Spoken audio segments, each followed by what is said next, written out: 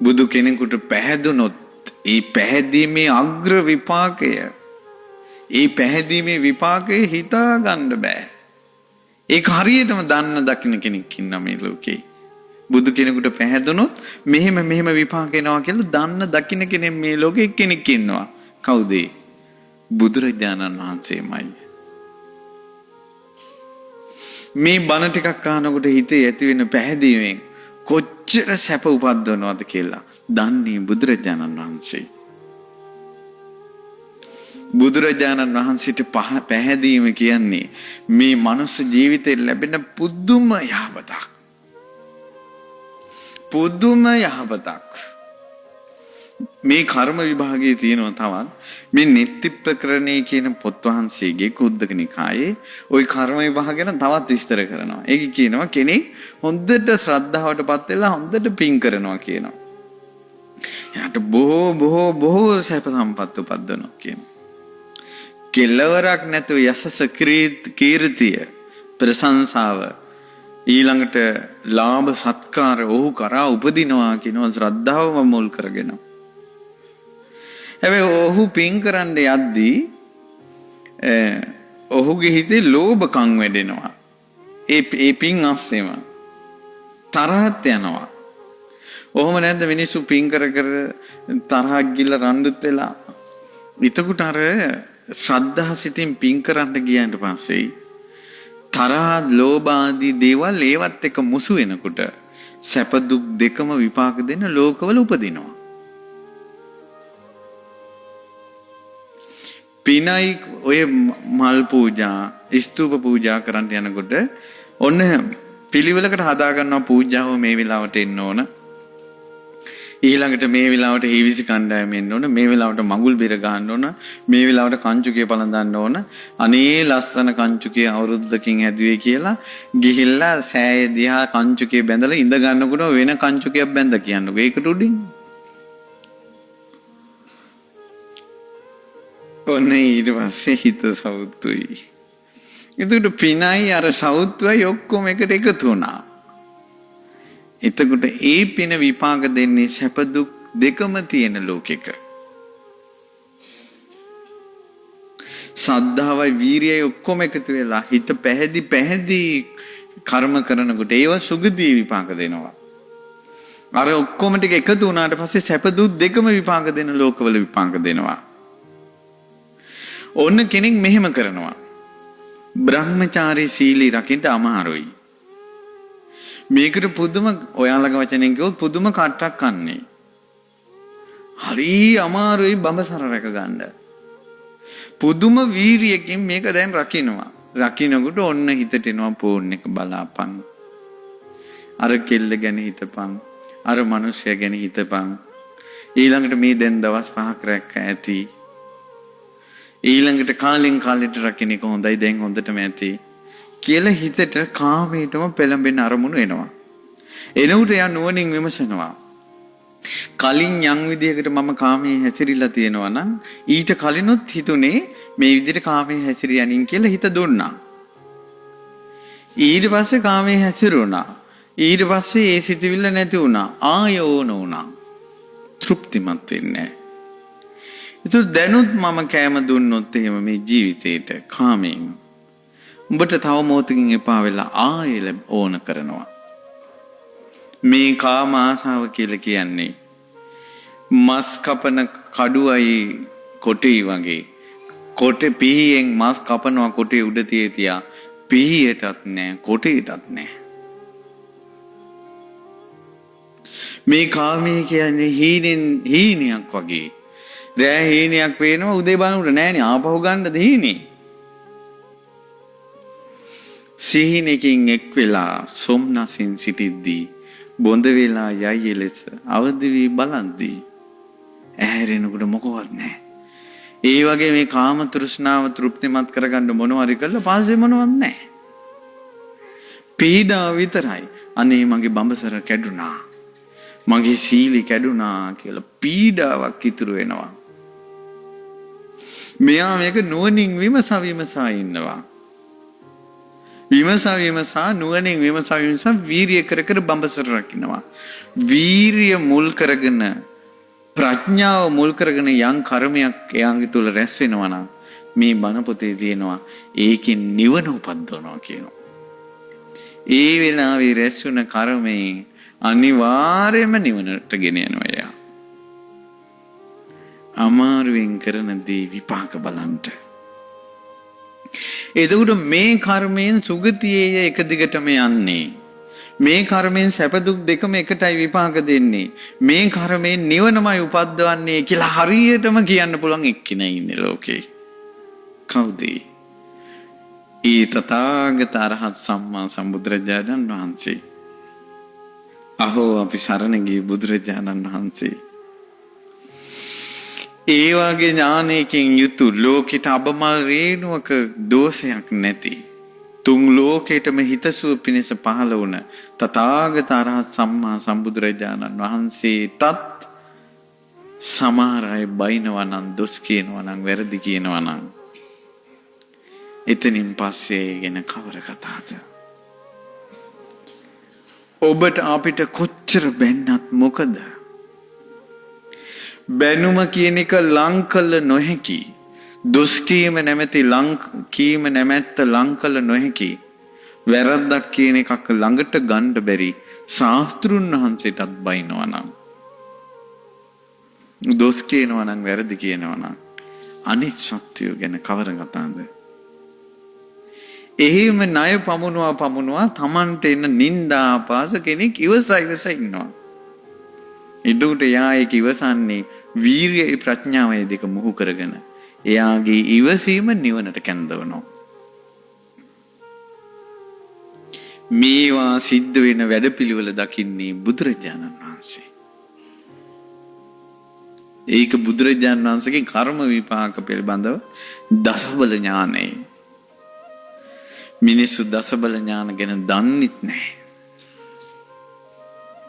ඔය වාගේ කිසිම ඥානයක් නැති අයත්, ඔය වාගේ කිසිම ඥානයක් නැති අයත්, බුදු කෙනෙක්ගේ ඥානයට ලං විය නොහැකි අයත් බුද්ධ කාලයේදී මමත් බුදු වුණා කියා ශාස්ත්‍රවරු පහළ වුණා. හැබැයි යාළට ඒ ජීවිතේ වෙච්ච එක කර්මයක් තිබ්බා, දිට්ඨ ධම්ම වේදනීය. තමන් බුදුයි කියලා ප්‍රතිඥා දුන්නොත් එහෙම සම්මා සම්බුදු නොවි. ඒ කෙනාට කවදාවත් දෑහින් සැබෑ බුදු කෙනෙක් දකින්න බෑ. සැබෑ බුදු කෙනෙක් දකින්න බෑ. සත් ශාස්ත්‍රවරු කවදාවත් ඔය මේ ආරණ්‍යයේ සිටිනවා දෙතිස් මහා පුරුෂ ලක්ෂණයන්ගෙන් හිබි මගේ බුදුරජාණන් වහන්සේ ඇස් වලින් දැකලා නෑ යාලා. කර්ම විපාක මේවා වෙන්නේ මෙහිමයි කියලා දකින්නේ බුදුරජාණන් වහන්සේ. බුදුරජාණන් වහන්සේ තව දකින්නවා මෙහිම කර්මෙන්. භාග්‍යවතුන් වහන්සේ දකින්නවා මෙයා නම් බේරගන්න විදිහම නැහැ. කවුරුද? කෝකාලික, දේවදත්ත, කටමොකරතිස්ස.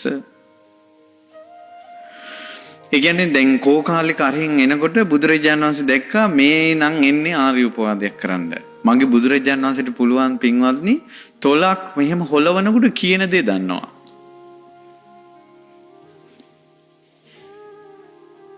මේ තොල උස්සනකොටම දන්නවා මෙයා ඊළඟට කියන්නේ එච්චර නෙවෙයි. පින්වත් ආනන්ද ඔය උදායි හැරෙනකොටම මම දැනගත්තා කියන්නේ මේකයි කියලා. මගේ බුදුරජාණන් වහන්සේට කෙනෙක් හැරෙනකොටම කියන දේ කියන්න පුළුවන්. අපි පැයක් බණ කිව්වා කියපු දේ දන්නේ නැහැ. ඊට පස්සේ බුදුරජාණන් වහන්සේට එහෙම ඥානයක් තියෙනවා. අරෙන් එනකොටම දැනගත්ත ආර්ය උපවාදයක් කරන්න එන්නේ. අතන ඉඳලා කෝකාලික මේ එන ඩිංගට මගේ බුදුරජාණන් වහන්සේ කල්ප කෝටි ගණනක් ආපස්සට කෝකාලිකගේ ජීවිතේ බැලුවා.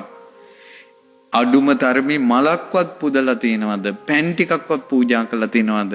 ආර්ය උපවාදයක් වළක්වන පිනක් උපද්දවපු. ආර්ය උපවාද වැළැක්වෙන පිනක් සංසාරේ පුරාවටම කරගෙන තියනවාද එක්ක මලක් පුදලා හෝ එක්ක බුදු ගුණයක් කියලා හෝ රහතුන් වහන්සේ නමකට ප්‍රශංසා කළා හෝ යම් විදිහකට ආර්ය උපවාදයක් වළක්වන කර්මයක් කළා තියනවාද කියලා කෝටි කෝටි ගණන් සංසාරේ ආපස්සට බැරුවා අලෙන ඩිංගට කවදාවත්ම ආර්ය උපවාදයක් වැළක්වන පිනක් කරලා නැහැ. ශාස්ත්‍රුන් වහන්සේ නමක් විදිහට බුදුරජාණන් වහන්සේ වදාලා කෝකාලික සාරිපුත්ත මොග්ගල්ලාන දෙදෙනා ගැන හිත අපහදව ගන්න එපා කියලා. සත්පුරුෂයි ඇත්තෝ කියලා. තුන් පාරක් කියද්දිමුත් ඒ කෝකාලික වනාහි ආර්ය වූ සාරිපුත්ත මොග්ගල්ලාන උත්තමයන් වහන්සේලාට ගැරෙහුවා. අදටත් පදුම නිරේ. බේරගන්න බෑ. සමහර කර්ම තියෙනවා ඒ කර්ම වුණාට පස්සේ බේරගන්න බෑ. බුදුරජාණන් වහන්සේ ජීවමාන විදියට දේවදත්ත වගේ. බුදුරජාණන් වහන්සේ බැලුවා කියනවා දේවදත්තගේ ජීවිත උපමාවකින් කිව්වා. පින්වත් මහණෙනි අසූචි ගොඩේ වැටිලා ඉන්න කෙනෙක් ගොඩ ගන්නට අසූචි ගෑව ගන්න කැමති නැති කෙනෙක්. වටේ ඇවිදිනවා කෝ අසූචි ගෑවෙච්ච නැති කෙස් ගහක්වත් තියනවද කියලා ගොඩ ගන්නට. කෙස් ගහක්වත් නැතුව අසූචි වල ගිරිලා නම් කොහොම ගොඩ ගන්නද? පින්වත් ආනන්ද මම ওই දේවදත්ත ගැන බැලුවා කියනවා කුසල් මාත්‍රයක් හරි තියනවද ගොඩ ගන්න කියලා. කුසල් මාත්‍රයක් වන්නේ ආනන්ද. ඊට පස්සේ තමයි මම ප්‍රකාශයක් කළේ දේවදත්ත නිරේ යනවා ප්‍රතිකර්ම නැහැ කියලා. බුදු කෙනෙකුට පුළුවන් කෙස් ගහක් තරම් හරි කුසල් මාත්‍රයක් තියෙනවා නම් එයාව ගොඩ ගන්න පුළුවන්. දුරු දේවදත්ත කෝකාලික චරිත වගේ දිහා බලනකොට ආර්යයන් වහන්සේලාට ගරහා උත්තමයන්ට ගරහා පව් කර ඉන්න අයට බුදුරජාණන් වහන්සේ ජීවමාන විදියට බේර ගන්න බැරි නා අද කාලෙත් සත්පුරුෂයන්ට ගරහා ශාස්ත්‍රුන් වහන්සේට ගරහා තමන්ම හුවා දක්වා යම්කිසි අසත්පුරුෂ අන්ධබාල පෘතජ්ජනෙක් හිටියොත් ඔවුන් ගැන අපිට කියන්න තේරෙන්නේ නැහැ. බුදු කෙනෙකුගේ ශාසනය උන්ට පිහිටක් නැහැ. ඒකට බුදුරජාණන් වහන්සේට ඒක අය ගැන යාළේ කර්ම විසිට කරන්න දෙයක් නැහැ කියනවා. ඒක ශාස්ත්‍රුන් වහන්සේට හරියටම පේන ඥානයක් තියෙනවා. ඊළඟට පින්වත්නි බුදුරජාණන් වහන්සේ සමහර අය දකිනවා මෙයා මේ කර්මය කරගෙන යනවා. හැබැයි මේ කර්මයෙන් මිදුනොත් හරි. මේ කර්මයෙන් මිදුනොත් හරි මෙයා ගොඩ ගන්න පුළුවන් කියලා බුදුරජාණන් වහන්සේ යාව බේර ගන්නවා. හරියට සුනකුරුත සමාදන්ව සිටි අචේලියන් වගේ. අර තියෙන්නේ මේ අර එක්කෙනෙක් බල්ලෙක් වගේ හිටියා එක්කෙනෙක් ගවයෙක් වගේ හිටියා පුන්නසේනිය. ඊට පස්සේ මේ අය බුදුරජාණන් වහන්සේ ළඟට ඇවිල්ලා කිව්වා ස්වාමීනි අපි මැරුණාට පස්සේ කොහෙද යන්නේ දිව්‍ය ලෝකේ නේද කියලා. බුදුරජාණන් වහන්සේ වදාළා ඔන්න වෙන එකක් අහන්න. නෑ ස්වාමීනි කියන්න කිව්වා. නෑ වෙන ප්‍රශ්නයක් අහන්න කිව්වා. ආයෙත් ඇහුවා. ඊට පස්සේ බුදුරජාණන් වහන්සේ වදාලා කෙනෙක් ඉන්නේ බල්ලෙක් වගේ නම් හිතන්නේ බල්ලෙක් වගේ නම් කතා කරන්නේ බල්ලෙක් වගේ නම් චේතනාව තියෙන්නේ බල්ලෙක් වගේ නම් මැරුණාට පස්සේ බල්ලෝ අතරම උපදිනවා කිව්වා.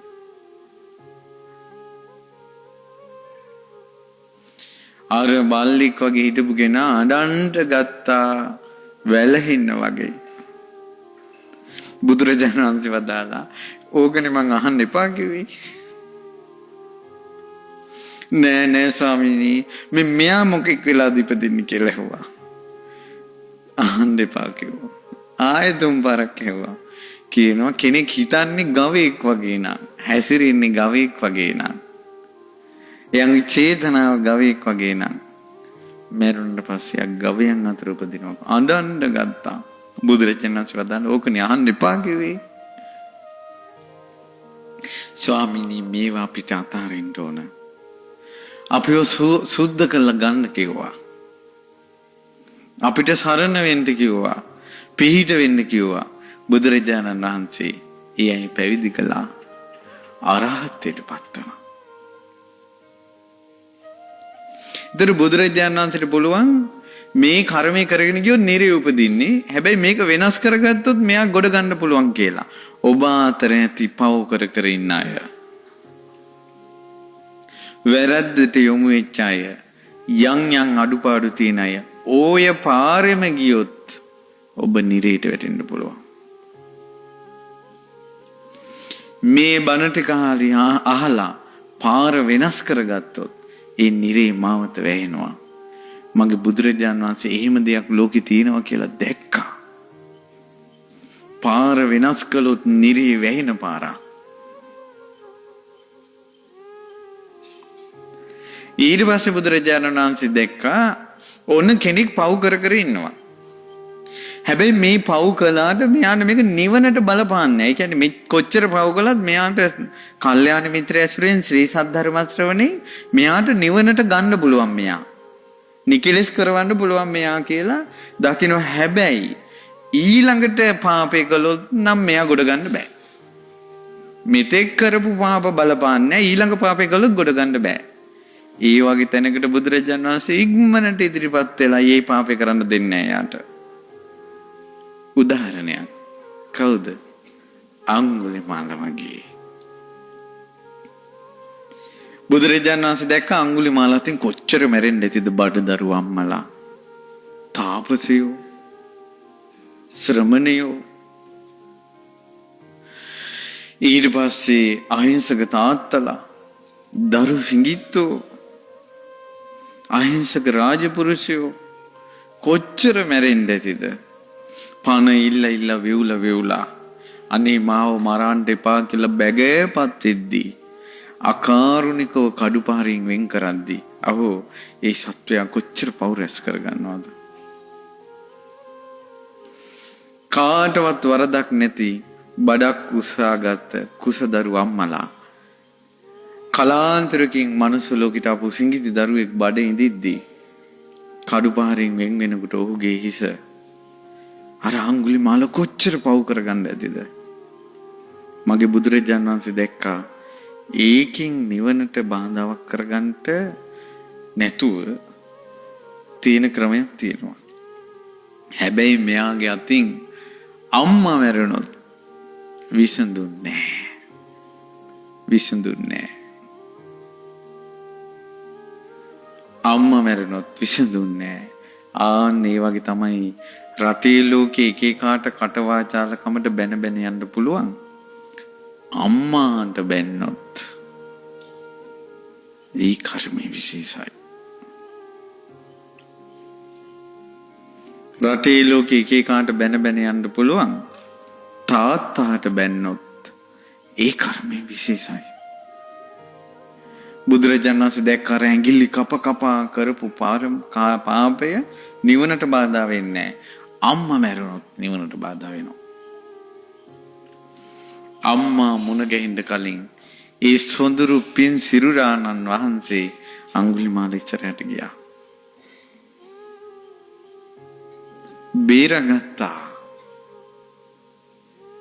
බේරගත්තා පින්වත්නි.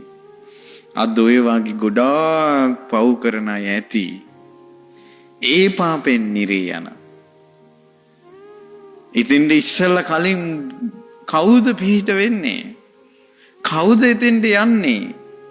මේ තුන් ලෝකෙ මේක පේන එක්කෙනයිනේ පහළ වුණේ. ඒ තමයි කලාතුරකින් ලෝකෙට පහළ වෙන තථාගත අරහත් සම්මා සම්බුදුරජාණන් වහන්සේ. අඟුලිමාල වගේ බේරගන්න පුළුවන් ගොඩාක් අය ඔහි මෙරිලා යන වැති අජාසත්තල වෙලා. අර කොල්ලෝ මේ පීයෙන් ඇල්ලර කොල්ලෝ කපා ගත්තේ. පස්සේ අපිට ආරංචි වුණා පරීක්ෂණ පවත්වාගෙන යනකොට මුන් මේ ටීවී වල තියෙන නාට්‍ය බලලා ඒ වගේ අර තියෙන ඒවා තමයි මේ පුහුණු වෙලා තියෙන්නේ. ඒ වගේ ප්‍රශ්න වලදී පී අරන් යනවා, බය කරනවා, මරනවා. දැකපු දේවල්. ලීසි නෑ. මොහොතක් අපි විහිර ගෙදර අපි බණ කියන්න ගිහිල්ලා තියෙනවා. කොච්චරවත් ලියුම් ගෙනවා. ඒ මොහොත ඉවසන්න බැරි වුණානේ කියලා. බිරිඳට ආදරේ, දරුවන්ට ආදරේ, අවාදරවන්ත ස්වාමිවරු තාත්තවරු හිරගේ ඉන්නවා. උන්ට පුළුවන් නම් පොරව හාරගෙන ඇවිල්ලා දරුවා බදාගනී. එච්චර අහිංසක මිනිස්සු හිරගෙට වෙතිලා මගේ බුදුරජාණන් වහන්සේ වැඩි හිටියනම් බේර ගන්නවා. මේ කර්ම විපාක කියන එක හරි පුදුමයි. මේ තමන් කරන දේ තවත් ජීවිතයකට බාධා වෙනවා කියලා මේ කියන්නේ. දැන් පාර වෙනස් කරගන්න. දැන් පාර වෙනස් කරගන්න. හැබැයි මේක මේ එක එක්කෙනාගේ අත් අල්ලගෙන පවුල් පිටින් පන්සල් පිටින් නිවන් දකින්න යන්න බෑ. එක එක්කෙනා නිවන කරා යන්න ඕන. මේ කර්ම එනවා ජීවිතේට. එක්තරා මෙහෙණින් වහන්සේ නමක් උපදෙස් ගන්න ආවා. උපදෙස් ගන්නත් වැඩිය දුක් ගැනවිල කියන්න යෑ ආවේ. ගෞතම බුද්ධ ශාසනය ගැන ගොඩාක් ආස කළා අය. කෙල්ලෙක් විදිහට ඉද්දී මේරි දහම් පද එකින් එක ශ්‍රවණය කළා. කඩුවක් අමෝරා ගත්ත වදකේ කිස ළඟ ඉන්නා වගේ සංසාර දුක ගැන බයෙන් බැලුවා. ඇයත් අමාරුවෙන් පැවිදි වුණා. මහානකමක් හොයාගෙන. මේ ලෝකේ ඉරහඳ අත ගෑවනම් යම්කිසි මහ පුරුෂයෙක් ඒ උත්තමයා ඉරහඳ අත ගෑවේ මේ වස්ත්‍රය දරාගෙන චීවරය. කෝටි ගණන් ජීවිතය ආපස්සට බලපු යම් ශ්‍රමණයන් වහන්සේ නමක් වේද? ඒ උත්තමයා ජීවිතය ආපස්සට බැලුවේ චීවරය දරාගෙන. මුගලන් මහරහතන් වහන්සේ මේ පෘථුවිය අනිත් පැත්තට පෙරලන්න හැදුවේ චීවරය දරාගෙන.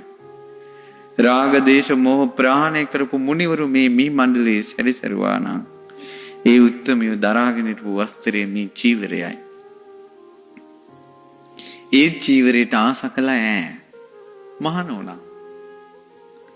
මහාන වෙලා කෝටියක් බලාපොරොත්තු තියාගෙන එම්බා හිත උඹ මහාන වෙන්න ආස කළා නේද?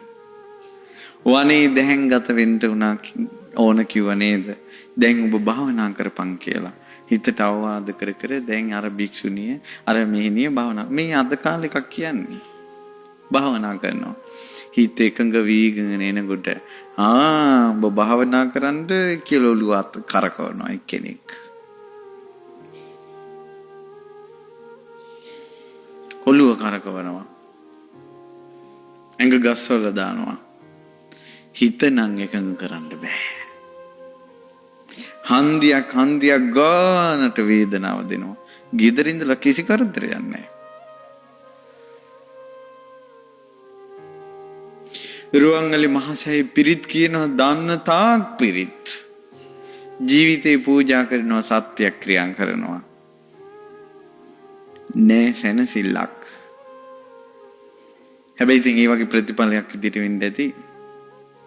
දවසක් මෙයාට විස්තරي කියනවා.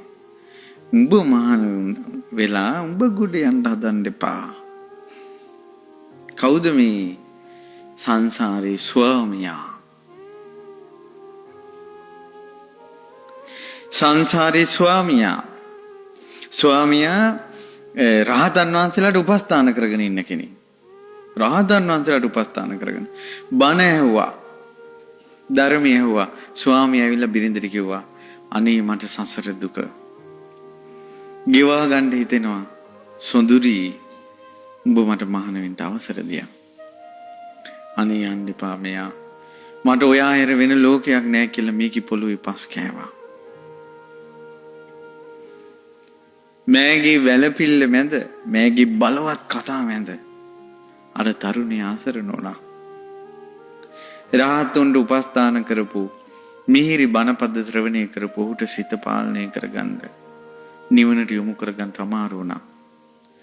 අවසාන කාලේ ලිඩ ඇඳේ ඉද්දින් හිතට ආවෙම මේකි හරස්සුන් නැත්තම් මම මහාන වෙනවා කියලා. මැරුණා. යකෙක් වෙලා ඉපදුණා. බොහෝ පින් තියෙන අය ද්වේෂ සිතින් මැරුණාට පස්සේ උපදින්නේ යක්ෂ ලෝකේ. ආදරෙන් සෙනෙහසින් වෙසමුණි දිව්‍ය රාජ්‍යයට වත් කළා. වත් පිළිවෙත් කළා වරමක් ඉල්ලුවා. මට මනුස්ස ලෝකේ කෙනෙකුට දඬුවමක් දෙන්න ඕන. ඒ මොකද? රහතුන්ට උපස්ථාන කරපු මම රහතුන්ගේ සෙවණේ විමුක්තියක් ළඟට යන්න යද්දී බලවත්ව බාධා කරපු ස්ත්‍රියක් ඉන්නවා කිව්වා. සාධාරණ කරුණ ඉදිරියේ ඔහුට වරන් දෙන එක වෙසමුණි දිව්‍ය රාජ්‍යයේ කෘත්‍යය. ඒ තනතුරේදී හරියට ලියුම් කියුන් ටික આવොත් ලේකම්තුමාට අසං කරන්න වෙනවා. ඒ වගේ ආවා කිසිම මන්ත්‍රයකට යටත් නැහැ. හරිනේ රහතන් වහන්සේලා ළඟ මහාන වෙන්න ගියේ කිනා වැලක්වනේ. දැන් රුවන්වැලි සෑයට ගිහලා පිරිත් කියා ඉල්ලනකොට මහා සෑයේ වනාහි ශාස්ත්‍රුන් වහන්සේනා ඒ ශාස්ත්‍රුන් වහන්සේට පේනවනේ මේ මෙහෙණියගේ සංසාරේ කෙලවරක් නැතුව අර මහාන වෙන්න යන කොල්ලෙකුට දීපු වද ටික පිරිතෙන් කිසි යට යවන්නද කර්ම බලවේගයෙන් වෙයිලා නම් ওই විදිහට දරුවෝ මහාන වෙන්න යද්දි වළක්වන අම්මලාට තාත්තලාට කොහොම කර්ම සකස් වෙයිද? දරුවෝ කතා නැහැ. දරුවෝ කතා නැහැ.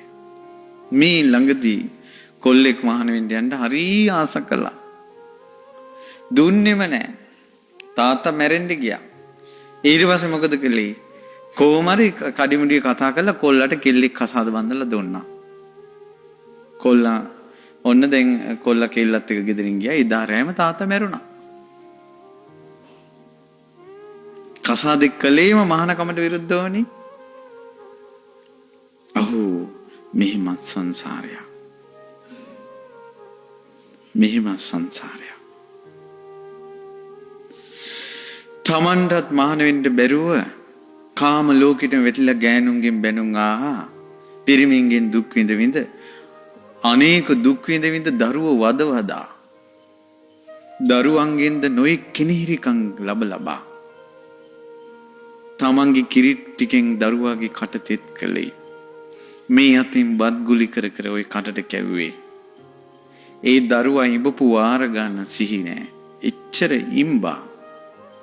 ඒ දරුවෝ තෝ කියලා අම්මට කතා කරනකොට ඒ අම්මගේ තියෙනවා නම් 890ක් හෝ කෝටි ගාණක් හෝ නහර ඒ නහර ඔක්කොම රිදිලා යනවා අර වචනෙට. එහෙම දරුවන්ගෙන් විඳවන්න ඕන. එහෙමත් විඳවා මිනිහාගෙමුත් විඳවා ගෑණිගෙනුත් විඳවා පවුලේ ප්‍රශ්න වලටත් විඳ එකෙක් හර විමුක්තියක් හොයාගෙන යන්න හදද්දී ඒකටත් කෙනිහිරිකම් කරනවා. අහෝ මේ සත්වයා නිවනක් ලබන්නේ කවද්ද? කර්ම බලවේග බලවන්. සමහර ප්‍රශ්නවලදී බුදුරජාණන් වහන්සේ වදාලා උත්තරයක් විසඳුන් නැති කර්ම ප්‍රශ්නවලදී එක වචනයක් වදාලා හිත හදාගන්න. විසඳුන් නැති ප්‍රශ්නවලදී හිත හදාගන්න එක බුදු වචනයක් තියෙනවා. ඒ බුද්ධ වචනේ තමයි කම්මන් දල්ලං කිංති කරෝමි. කර්මේ දැඩි වූ කල මා කුමක් කරන්නද? විසඳුන් නැති ප්‍රශ්නවලදී හිත හදාගන්න බණපදේ. කම්මන් දල්ලං කිංති කරෝමි. කර්මේ දැඩි වූ කල මා කුමක් කරන්නද? ලේසි නෑ කටින් පිට කරන වචනේ. තමන් ක්‍රියා කරන විදිය. නමුත් පව් කරන කෙනෙකුට උනත් ඒ මාවතෙන් වැළකුණාට පස්සේ එයා විමුක්තියක් කරා යනවා කියලා බුදුරජාණන් වහන්සේ දකින්න ඥානයක් තියෙනවා. ඥානයක් තියෙනවා. එනිසා ඔබ උනත් වැරද්දකට යොමු වෙලා තියෙනවා නම් නැගී හිටින්න කාලයයි මේ. බුදුරජාණන් වහන්සේගේ සීසත් ධර්මයේ ඇහෙන කාලයයි මේ. කල්යාණ මිත්‍ර ඇසුර සැලසෙන කාලයයි මේ. මේ කාලේ නම් තියෙන පිහිට නැති කරගන්න එපා.